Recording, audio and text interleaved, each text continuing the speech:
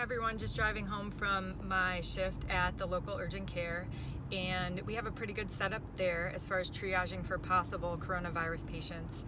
We have an ambulance overhang outside and a sign on the front door, and the sign says, "Stop if you have a fever and a cough.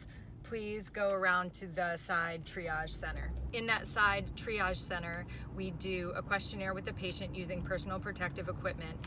And if it's determined at that time that they are possibly at risk or having symptoms of the coronavirus and may need testing, we bring them directly in to an isolation room and use protective equipment. If they're not at risk, we don't think they need any further investigation in that regard, we send them out to the front.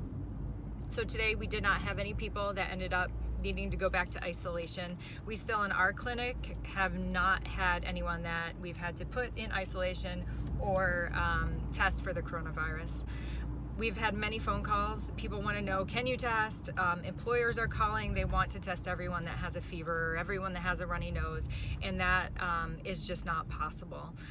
The latest recommendations from the health department in the CDC are to, if you have symptoms of a fever and a cough, you need to stay at home and isolate yourself. You need to stay at home for exactly 7 days from when the symptoms start, and you cannot leave your isolation until you are 3 days without a fever. And that is 3 days without a fever, not taking any Tylenol or ibuprofen.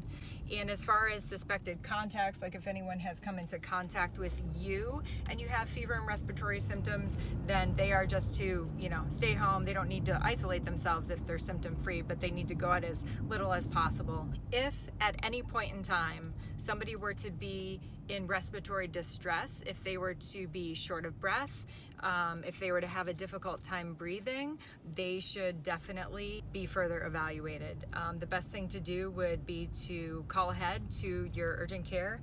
They usually have a triage, or use telemedicine like LoginClinics. Initially, when this first started, we were seeing people that were getting really sick. About 20% of people that were getting really sick were people with multiple medical comorbidities like diabetes, but now we're seeing that it's not sparing even the young people. Now that it's come to America, we're seeing more in Italy, in Switzerland, over in Europe, Iran. We're seeing that it's also affecting younger people too. About 10% of people who end up hospitalized will end up on the ventilator. But right now, if you have fever, chills, respiratory symptoms, but you're not in any distress as far as shortness of breath, you need to stay home and isolate yourself. You need to stay in isolation for 7 days from the start of your symptoms, and you also, before you come out of isolation, need to be fever free for 72 hours without any Tylenol or ibuprofen.